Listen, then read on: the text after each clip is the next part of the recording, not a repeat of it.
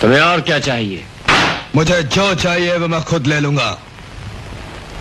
अपनी दुनिया का यही दस्तूर है सेठ, जहां कोई किसी को कुछ नहीं देता, हर कोई एक दूसरे से छीनता है। और फिर जब तुम पैदा हुए थे तो तुम राजा नहीं थे गुलशन सेठ। पटेल, तुम मुझे धमकी दे रहे हो? नहीं नहीं सेठ, मैं पक्की बात कर रहा हूँ। मेरे इलाके में तुम्हारे किसी भी आदमी ने कदम रखा तो खून खराबा हो जाएगा। तुम्हारी ये जुर्रत! गुस्सा मत करो सेठ जी, भाईजान जो कहते हैं उसे समझो और उस पर अमल करो। हाँ, एक बार फिर से सुन लो, मेरे इलाके में तुम्हारे किसी भी आदमी ने कदम रखा तो मैं उसकी चमड़ी उधेड़ कर हड्डियां यहाँ भिजवा दूंगा। चलो बन्ने। जी हाँ, आवाज से तो आप जान ही गए होंगे कि आज हमारे साथ स्टूडियो में कौन मौजूद है। जी बिल्कुल सही पहचाना, बॉलीवुड के सुनहरे दौर की फिल्मों के प्रसिद्ध खलनायक रंजीत साहब आज हमारे साथ स्टूडियो में मौजूद हैं। तो पहले भाग में आपने बातचीत सुनी थी, आइए अब सुनते हैं इस लंबी बातचीत का दूसरा भाग। नवकेतन की यादों के बाद सायरा बानो जी की तरफ, दिलीप कुमार साहब की तरफ, जी। आप बताएं उस समय की क्या यादें हैं जब आपने उनके साथ काम किया? दिलीप साहब के साथ मुझे एक्चुअली पिक्चर साइड की थी, उसका नाम था आग, लेकिन उसमें मैं काम नहीं कर सका बिकॉज उन दिनों में मेरे बहुत पिक्चरें, मेरे 80 पिक्चरें फ्लोर पे थी। अच्छा। तो जब उन्होंने डेट दी तो मेरे पास नहीं थी, तो I had to leave that film. अच्छा। और फिर वो बनी भी नहीं, मेरा ख्याल, आई डोंट थिंक। हमने सुना है कि शोले भी आपको ऑफर की गई थी। Yes, Sholay was offered because Danny got stuck. Danny was a very close friend of mine still. जी. Abhi he calls me Chacha and all that, you know, he's younger to me also. So family is very close. Even his son is like brought up with my son and Tiger Shroff and all that. Everybody. अच्छा. ये इकट्ठे बड़े हुए हैं बच्चे. जी. तो Danny could not come back because we were working in धर्मात्मा. अच्छा. तो धर्मात्मा में उसका रोल था। फिरोज खान बोला यार तुम उधर 3 हीरो हैं शोले में, धर्म जी हैं, वो अमिताभ है, देन वो क्या संजीव कुमार है, तो क्या तुम्हारा क्या रोल होगा? बिल्कुल। I am giving you main song with Hema Malini and deliver किया। तो डैनी को हुक कर लिया उसने। अफगानिस्तान में थे तो वो नहीं आ सका, तो इनका यूनिट आ चुका था। अच्छा। शोले वालों का। दे वर ऑलरेडी इन बैंगलोर, जहां पर शूटिंग हुई थी। तो मैं किसी और पिक्चर की शूटिंग कर रहा था बैंगलोर में, तो they approached me and those days I used to work on hourly basis. Shift wise मैंने शुरू की थी। 2 घंटे इधर, 1 घंटा उधर, 3 घंटे उधर, because my all heroes were you know like that. तो I had to adjust, so I could not say no. Actually मुझे नो कहना नहीं आता था। और फिल्में भी मेरी ऐसी थी कि जैसे छोटी हो या बड़ी हो, जाए एक दिन का काम हो, अरे हाँ ये मेरी थिंकिंग थी, ये मेरे पास आया, ही नीड्स मी, वाई से नो, जाओ अपना जो कह रही है, थोड़ी बनना तो बन रहा है, बनता जाएगा जो कुछ भी है। तो वो जो शोले में मुझे जब मिले आके, फिर daddy is not coming back, तो हमारा यूनिट है तो तुम तो करते ही हो। तो मैं बोला डैडी मेरा is like my younger brother, is very close friend, और मैं उसकी पिक्चर नहीं करूंगा क्योंकि एथिकली आई डोंट फील कि दूसरे की पिक्चर लेके साइन कर लो, मुझे वो लालच नहीं था। तो आई रिफ्यूज देम। मैं बोला इफ डैडी का फोन करवा दो, डैनी का लेटर ले आओ, I have no objection, ethically I don't want to do that film. So that's how I refused. उसके बाद भी पिक्चरें की, लावारिस की, मेरा नमक हलाल, शराबी, ये सब पिक्चरें वगैरह हमने की। प्रकाश महारा के साथ बहुत काम किया, मनमोहन देसाई के साथ काम किया। जी जी। जो पिक्चर्स का नाम लिया अनीता जी, उनके बारे में बात करें, मतलब मेरा तो मन में लावारिस, शराब, मतलब कितनी सुपरहिट मूवीज का नाम इकट्ठे ले लिया। मैं सोच रही कौन सी पिक्चर के बारे में बात करूं, कौन सी पिक्चर के बारे में लगता है लावारिस की बात करें। जी, हाँ, उसके गाने जबरदस्त हिट थे। लावारिस तो गाने तो सबके हट थे।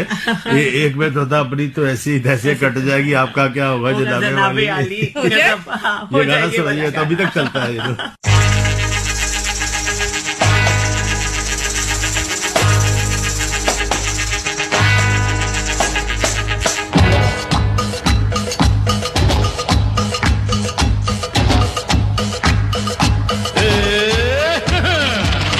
अपनी तो जैसे तैसे, थोड़ी ऐसे या वैसे, अपनी तो जैसे तैसे, थोड़ी ऐसे या वैसे कट जाएगी। आपका क्या होगा जनाबे आली, आपका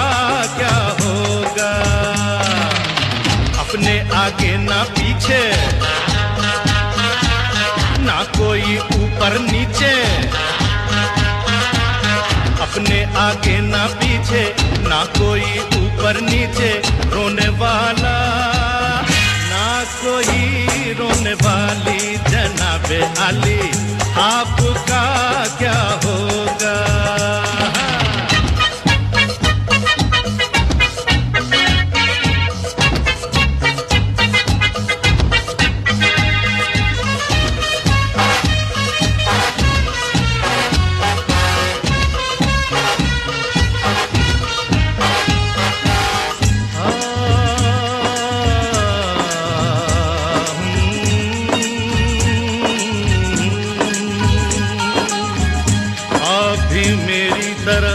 इंसान की औलाद है, आप मुंह मांगी दुआ, हम अनसुनी फरियाद है।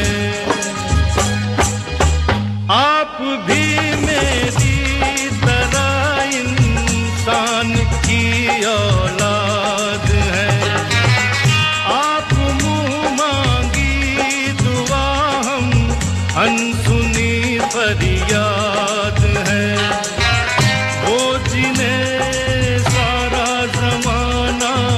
समझे लावारिस यहाँ, आप जैसे जालिमों के जुल्म की ईजाद है। गाली हजूर की तो लगती दुआओं जैसी, गाली हजूर की तो लगती दुआओं जैसी, हम दुआ भी दे तो लगे है गाली आपका क्या होगा जनाबे आली, आपका क्या होगा।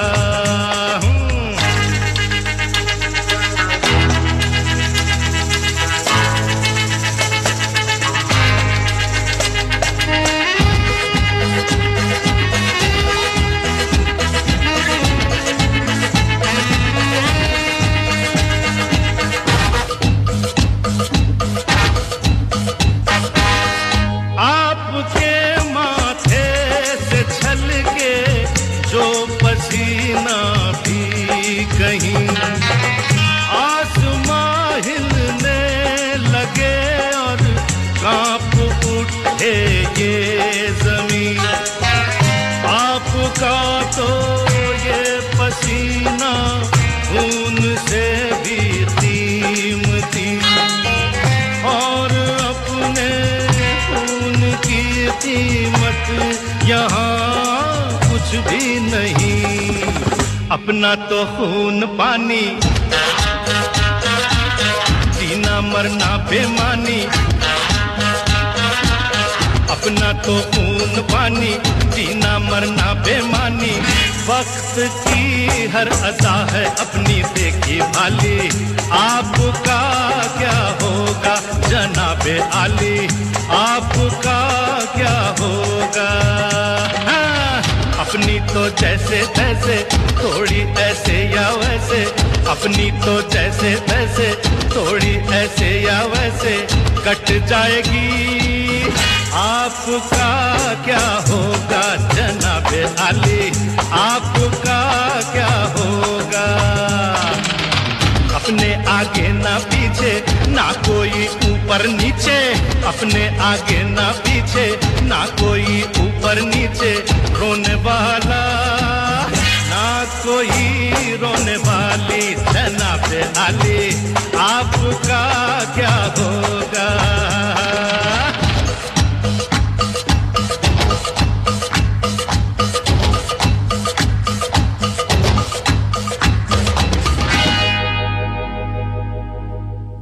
बहुत मजेदार ये गीत था, इसमें कॉमेडी भी थी, मजाक भी था और सुरीला तो था ही। बिल्कुल। इस पिक्चर की यादें क्या हैं आप बताएं। देखिए उन दिनों में मेरा जो था ना कि everybody I had no complex kind of and I was so fortunate कि डायरेक्टर प्रोड्यूसर यूनिट एक्टर्स जी they all I got love from everybody जी। एंड इधर शॉट दिया, मान लीजिए स्टेशन का सीन है तो ये बाल खींच रहा हूँ, ये कर रहा हूँ, कट इट, हाँ अच्छा, उसके बाद मजाक शुरू हो गया अपना शॉट रेडी, यानी कि उधर वही मूड बना के बैठे हुए जी, इसका कत्ल कर रहा है, इसका मर्डर कर रहा है। आप जब से आए हैं, आपके किरदार की ये खासियत है कि आप तब से उसी मूड में हैं, जब से हम मिले हैं, कार्यक्रम शुरू किया है, उसी मूड में हैं, और धीरे धीरे हम भी आपके रंग में सहज होकर के रंगते जा रहे हैं। जो ऐसी है, हम जो देख पा रहे हैं, तो ये पता चलता है जब अभिनेता अपने किरदार में उतरता है तो वो बिल्कुल उस किरदार का होके रह जाता है, और फिर एक वास्तविक स्विच ऑन, जिंदगी अलग हो जाती है जी। फिर एक स्विच ऑन होता है और खत्म होती है वो स्विच ऑफ कर देते हैं, ये सीखना। स्विच ऑफ, एंड देन आगे वो बताए इधर उधर की बातें, पता नहीं कहाँ कोई मान लो सेट पे चेस खेलने वाले चेस खेल रहे हैं, और लेडीज हीरोइन जाए तो कुछ उनके साथ मजाक मजाक होता है, यार क्या करते हो यार, हमारी बारी कब आएगी, that kind of stuff, you know. जिंदगी में ये स्विच ऑन और स्विच ऑफ करना बहुत जरूरी है, और इससे हम न केवल एक अलग तरह की राहत पाते हैं, बल्कि जीना आसान हो जाता है। तो आसान होने की बात शुरू हुई है, और जीवन की बात शुरू हुई है, जिंदगी की बात शुरू हुई है। आपकी जिंदगी सबके सामने एक खुली किताब की तरह है, जी, जी, जी। और हर कोई आपके बारे में, आपके व्यक्तित्व के बारे में, आपकी आवाज, आपकी बोलने के अंदाज, आपके व्यक्तिगत जीवन से जुड़ा हुआ है। मुझे तो ये लगता है, कम से कम मैं तो ये महसूस करती हूँ कि आज आपके सामने यहाँ बैठ करके हम जिन मुद्दों पर बातचीत कर रहे हैं वो निस्संदेह पहले हमारे दिमाग में थी।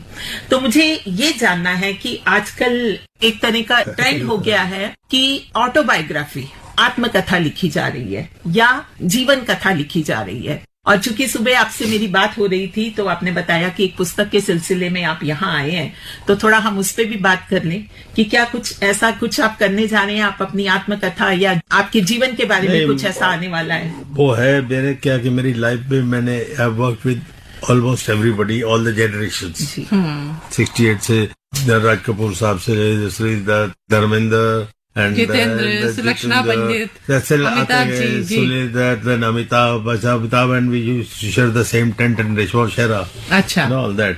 So ये किस पिक्चर के दौरान, शूटिंग के दौरान? रेशमा शेरा, रेशमा शेरा, नमक हलाल में तो रेशमा शेरा और नमक हलाल में तो अब तो शक्ल से बाखुदा चोर नजर आते हैं। क्या बात ये गीत भी मुझे लगता है जरूर होना चाहिए। तो ये सुनवा दूं अनीता जी? पग घुंघरू बांध मेरा पराई औरत पर नजर मत डालो, ये बुरी आदत ऐसे बदल डालो, समथिंग लाइक दैट। देखिए, हमारे सुनने वालों के लिए बहुत अच्छा संदेश रंजीत जी के माध्यम से जा रहा है कि हमें महिलाओं का सम्मान करना चाहिए। तो पहले ये गीत सुन लेते हैं।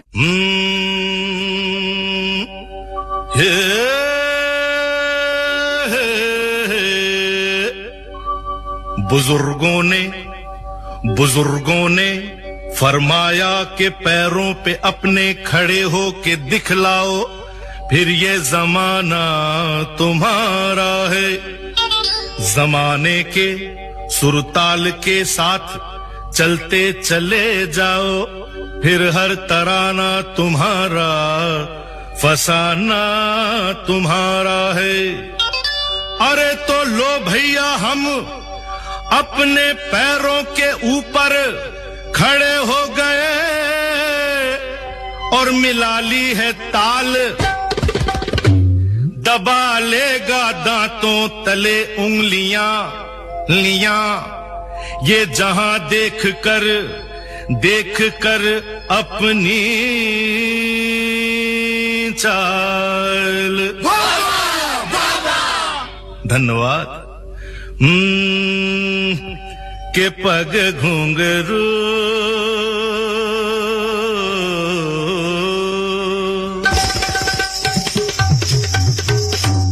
के पग घुंघरू बांध मीरा नाची थी।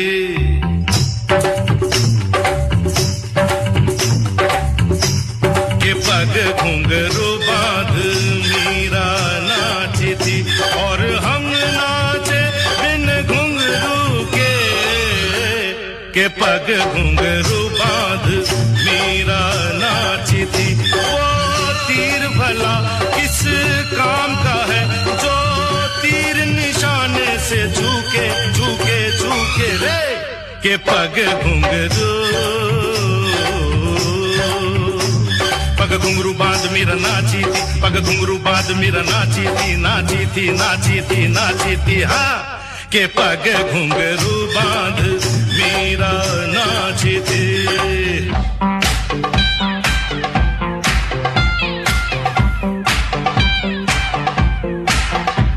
सा ग ग रे रे सा नि नि नि सा सा सा सा सा सा ग ग रे रे सा नि नि नि सा सा सा ग ग ग प प म म ग रे रे रे ग ग ग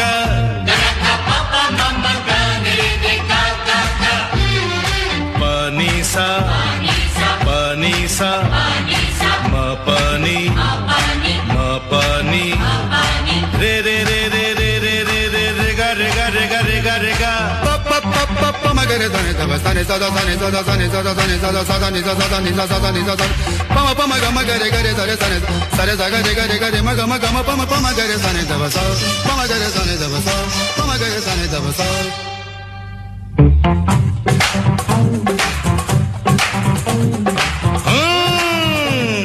आप अंदर से कुछ और बाहर से कुछ और नजर आते हैं बाखुदा शक्ल से तो चोर नजर आते हैं उम्र गुजरी है सारी चोरी में सारे सुख चैन बंद जुर्म की तिजोरी में आपका तो लगता है बस यही सपना राम राम जपना पराया माल अपना आपका तो लगता है बस यही सपना राम राम जपना पराया माल अपना वतन का खाया नमक तो नमक हलाल बनो फर्ज ईमान की जिंदा यहाँ मिसाल बनो पराया धन पराई नार पे नजर मत डालो बुरी आदत है ये आदत अभी बदल डालो क्योंकि ये आदत तो वो आग है जो एक दिन अपना घर फूके फूके फूके रे के पग घुंघरू पग घुंघरू बांध मीरा नाची थी पग घुंघरू बांध मीरा नाची थी नाची थी नाची थी नाची थी हाँ के पग घुंघरू बांध मीरा नाची थी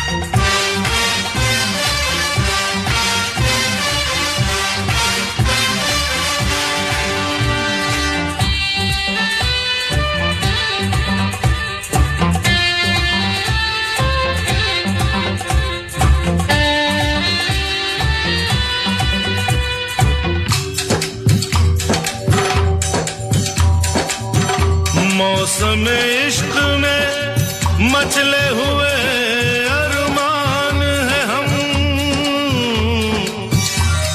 दिल को लगता है कि दो जिस्म एक जान है हम ऐसा लगता है तो लगने में कुछ बुराई नहीं दिल ये कहता है आप अपनी है पराई नहीं संगे मरमर की हाय कोई मूरत हो तुम बड़ी दिलकश बड़ी खूबसूरत हो तुम दिल दिल से मिलने का कोई मुहूर्त हो प्यासे दिलों की जरूरत हो तुम दिल चीर के दिखला दूं मैं दिल में यही सूरत हसी क्या आपको लगता नहीं हम हैं मिले पहले कहीं क्या देश है, क्या जात है, क्या उम्र है, क्या नाम है, अरे छोड़िए इन बातों से हमको भला क्या काम है। अजी सुनिए तो, हम आप मिले तो फिर हो शुरू अफसाने लैला मजनू के पग घुंघरू बांध मीरा नाची थी और हम नाचे बिन घुंघरू के पग घुंघरू बांध मीरा नाची थी। के पग घुंघरू बांध मीरा नाची थी, के पग घुंघरू बांध मीरा नाची थी, के पग घुंघरू बांध मीरा नाची थी। गीत सुनने के बाद एक रुंझुन सी होने शुरू हो गई है दिमाग में, और मन ये कह रहा है कि निस्संदेह जो किताब जिस पर आप चर्चा कर रहे थे उसमें ऐसी सारी यादें होंगी, इसमें ये सब यादें समेटेंगे आप। बड़ी नजदीकी रिश्ते थे मेरे एक्टरों के साथ में जी। और मेरा कोई हफ्ते में 7 दिन होते हैं तो 6 दिन मेरे घर में इकट्ठे ही होते थे। पैकअप हुआ था मेरे घर में, क्योंकि मेरे पेरेंट्स दिल्ली में थे। जी। भगवान की दया से घर बार ठीक खुला खुला था, अच्छा था, नौकर भी थे सेवा करने के लिए, तो किसी क्लब में जाने की जरूरत नहीं थी। और ये सब जो चलो वहां जाके बैठते हैं। हमारे यहाँ तो ऐसा भी डिनर है, पराठे बना रही है और क्या मौसमी चटर्जी मच्छी भून रही है, all that kind of stuff. ऐसे होता था। संजीव कुमार ये वो ऐसे इकट्ठे होते थे अंडर वन रूफ, दोस्त मिलकर एक तरह से अंडर वन रूफ। इतने एक्टर कभी इकट्ठे नहीं होते, इनको पार्टियां भी होता नहीं होते हैं। तो और भी बड़े एक्सपीरियंसेस जो पर्सनल है मेरे वेरी क्लोजली, जैसे राजकुमार साहब के साथ भी काम किया मैंने, दिलीप साहब के साथ भी उनके घर में 15-20 दिन रहा जब तक एक्टर नहीं बना था। I had a chance to live there also, या तो दैट्स व्हाई ना very lucky, you know. Second day I met Sunil that, third day he started calling a horse for me for learning riding and all that kind of stuff on the beach. तो इस तरह मैं बड़ी मेरी life जो थी ना, touchwood, you know, it was very blessed life, you know. तो ये किससे पर्सनल, फिर उनकी बातें सुनना, उनके साथ बातें शेयर करना और ये करना वो करना, एंड यानी जिंदगी भरपूर जी है। या no, I got a chance to live like this. जी बिल्कुल। वो सब प्यार करने वाले दोस्त, they loved it. It's not that they were missing me or not. So I was equally getting that platform. तो मैं आपको जैसे कोई किस्से सुनाऊं या कुछ, अरे यार तुम किताब क्यों नहीं लिखते? हाँ। मैं छोड़ो यार किताब क्या लिखनी है और all that. अरे लिखो यार कुछ। तो मैं आपकी कौन सी किताब पता नहीं, पहले आपने मुझे बताया ना अभी कि आप लॉन्च पे आया था मैं जी, बुक फेयर में किताब मुझे भी याद आया था। वहां पर मुझे कोई राइटर मिले थे जी, उन्होंने मुझे बहुत इंसिस्ट किया कि गिव मी अ चांस। अच्छा। एंड नरेशन वगैरह देख के उनको दिया था, फिर कोविड आ गया, फिर कुछ आया, नथिंग। मेरी लाइफ खुली किताब बोला आपने। तो कौन लिख रहे वो हैं? दिल्ली के हैं, उन्होंने जिस बुक पे आप आई थी उसका नाम है फजले गुफरान। अच्छा, फजले गुफरान। हाँ जी, फजले गुफरान है। उन्होंने लिखा है और वो लिख रहे हैं। मुझे उसके बाद काफी लोग मिलते रहे, अप्रोच किया कुछ और पब्लिशर ने, ये मैं बोला I have committed myself to that man and that publisher, और वो करेंगे। और जब अगर उनके सेटिस्फेक्शन नहीं होगी तो फिर नहीं होगी। तो हम तो ये कहेंगे कि ये रंजीत जी के चाहने वालों के लिए बड़ा शुभ समाचार है कि देखिए ये फिल्म हिस्ट्री है, जो आपके जो बीते हुए घटनाएं हैं, जो यादें हैं, अनुभव जो समेटेंगे। तो ये फिल्म हिस्ट्री है जो बहुत आपके चाहने वाले हैं, सुनने वाले हैं। वो जब भी उनको जरूरत होगी कुछ जानना होगा आपके बारे में, ये बातें वो है जो कि लोग पर्दे में नहीं देखी और दोस्तों ने भी नहीं देखी, सबने। तो ये पर्सनल मेरे एक्सपीरियंस, जैसे मटके का, अरे यार खाना, सुनील दत्त बोलते हैं ये बकरा भी वेजिटेरियन है, तो ये पब्लिक को क्या मालूम है? बिल्कुल, ये आना चाहिए और पुस्तक रूप में सबके सामने आना चाहिए। इस मौके पे मुझे लगता है गीत हो जाए।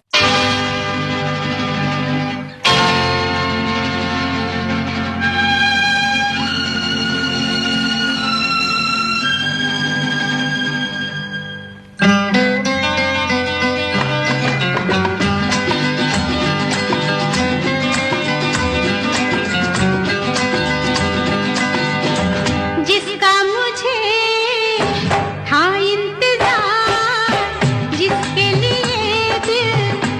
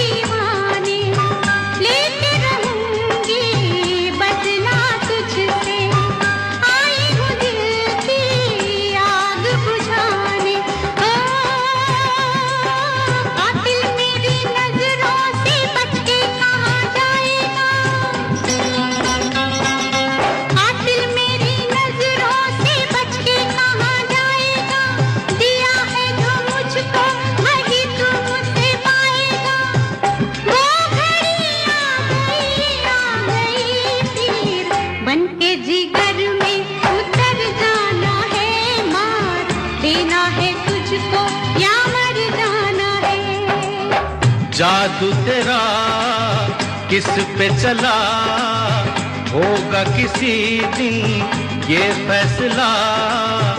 वो घड़ी आएगी आएगी जाना, तूने अभी ये कहाँ जाना है, किसे जीना है और किसको मर जाना है।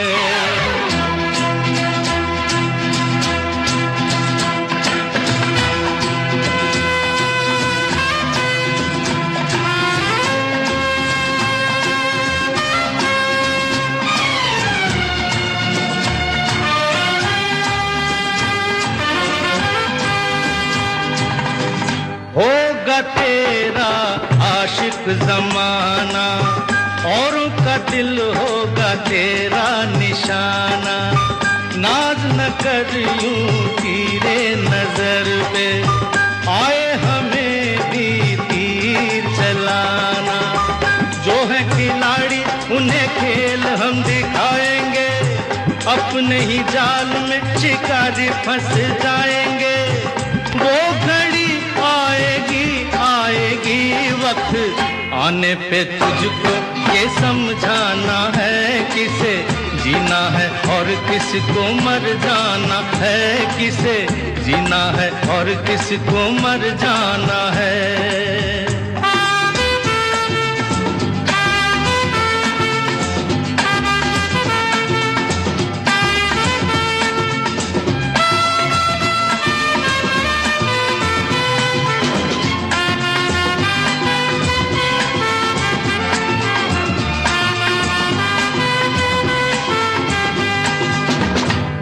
अभी हमने जब शायरी उनके मुंह से सुन रहे थे, रंजीत जी के मुंह से, तो हमें लग रहा था कि कहीं ना कहीं एक लिखने वाला, कहीं ऐसी एक संवेदनशील हृदय है अंदर। One day I got fed up of doing the same thing because my parents used to come. I never had any time because commitment was commitment. कुछ भी हो जाए, आपको बोला जैसे आज आपका टाइम था, I was there right on time. बिल्कुल तो समय से पहले। जी जी जी। तो I don't want to come and say sorries and all that kind of stuff. I don't believe in that. तो हुआ क्या कि for some reason mom had come, mummy चाय जी बुलाते थे हम पंजाबी में, तो वो आए थे, तो ड्राइवर जो था भूल गया एयरपोर्ट पे छोड़ने के लिए, मैं शूटिंग पे चला गया। तो देन फादर ने डांटा थोड़ा सा, इसलिए तो हम I wanted them to shift to Bombay. बोले तुम लोग का कैरेक्टर ही नहीं है कुछ, क्या माँ तुम्हारी टैक्सी में गई वहां पर एयरपोर्ट पे, कोई ये है वो, मैं क्या कह रहे हैं आप। तो वहां से झटका लगा कि मैं क्यों काम करता हूँ। जी, माँ बाप है, वो मुझसे कभी मांगा नहीं, कभी पूछा नहीं कि क्या कमाते हो, क्या खाते हो, क्या करते हो। एंड वो मेरी माँ आई और मैं टाइम नहीं उसको मिलने के लिए, किसके लिए काम करता हूँ, ये बहुत बड़ी बात है। किसके लिए, तो किसके लिए मेरे को इतना टच किया। वो नाम मैंने वो पिक्चर का नाम ही रख दिया, किसके लिए, किसके लिए। अरे हाँ, तो उसके ऊपर ही वो कपलेट था जो सुनाया था, किसे मालूम है ये इंसान बना किसके लिए, जिंदगी बनी दुनिया किसके लिए। तो इस मौके पे मुझे लगता है गीत हो जाए।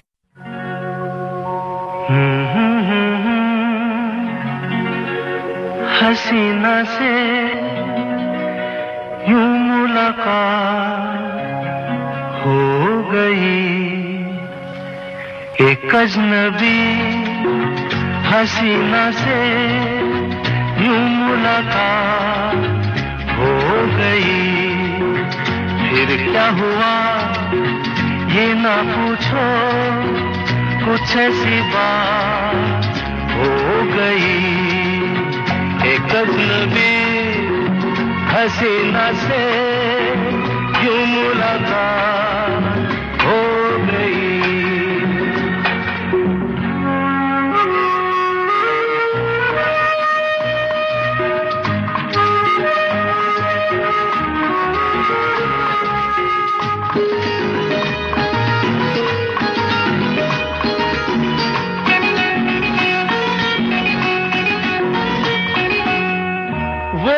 अचानक आ गई यूं नजर के सामने, जैसे निकल आया घटा से चाँद।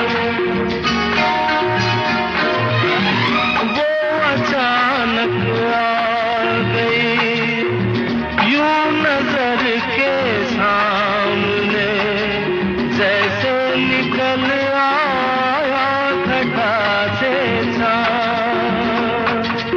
चेहरे पे जुल्फें बिखरी हुई दिन में रात हो गई, एक अजनबी हसीना से यूं मुलाकात हो गई।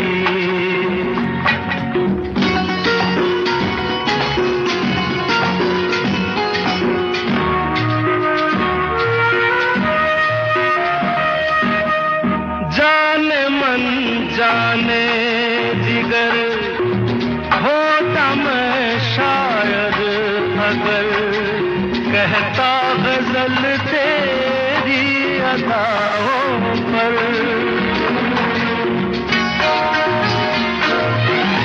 जाने मन जाने जिगर होता मैं शायद अगर कहता गजल तेरी अदाओं पर।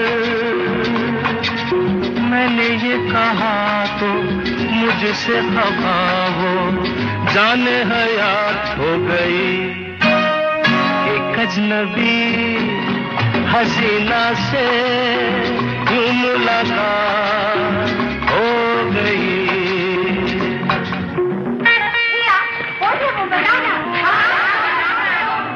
बता दूं? वो यहीं पर है। ऐसे नहीं बताऊंगा, तुम लोग एक दायरे में खड़े हो जाओ, जिसके कंधे पे रुमाल रख दो, बस समझ जाओ।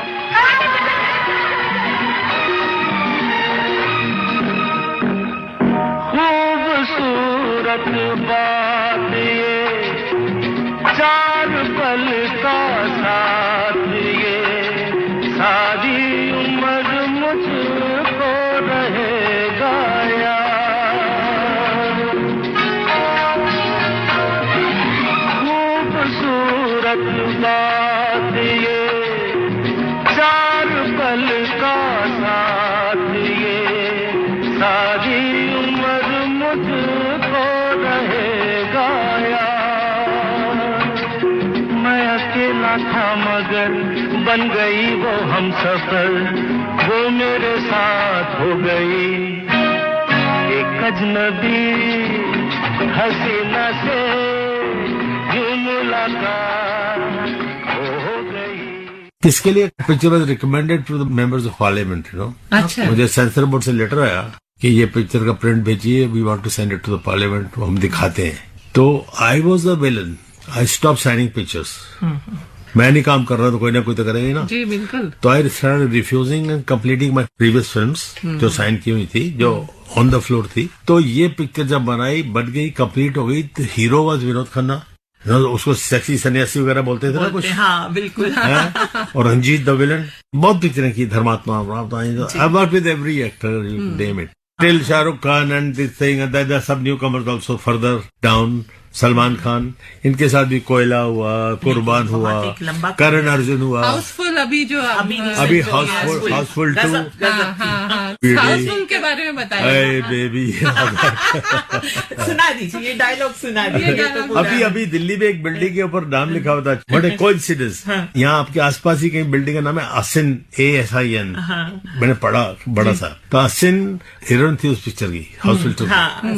तो मेरी आदत है ऐसे गले लगाने की। तो इंट्रोडक्शन दिया मेरे को अक्षय कुमार ने, हमारी हीरोइन से मिलो यार, और डायरेक्टर था साजिद खान। तो Asin, hello sir, due respect and all that, hi darling. तो बड़ी सहमी हुई मेरे पास, तो इमेज मेरी वैसी थी ना विलन की।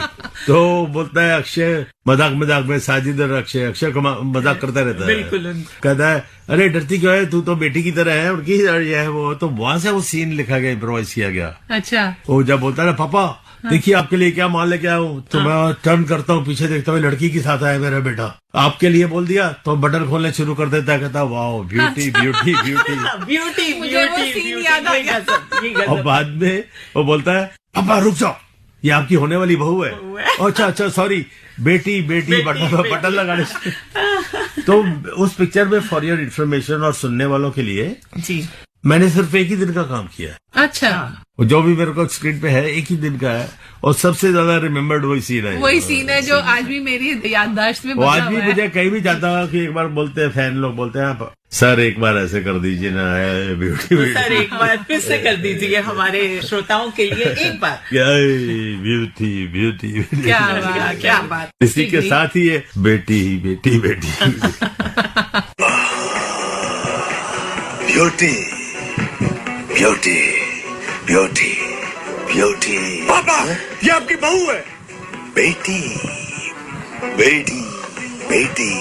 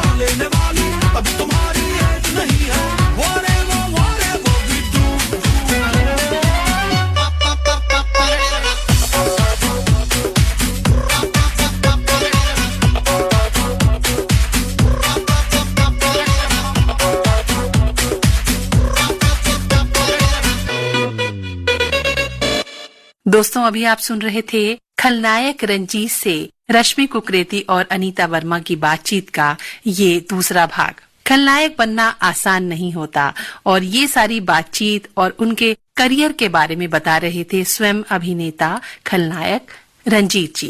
ये बातचीत इतनी दिलचस्प थी दोस्तों कि इसको 2 अंकों में समेटना मुश्किल था। तो इसका तीसरा और अंतिम भाग लेकर हम आएंगे आपके पास इसी कार्यक्रम में अगले हफ्ते इसी समय पर। ट्यून करना मत भूलिएगा आपका अपना channel Akashvani FM gold 100.1 megahertz पर। तब तक के लिए रश्मि कुकरेती को दीजिए आज्ञा। नमस्कार।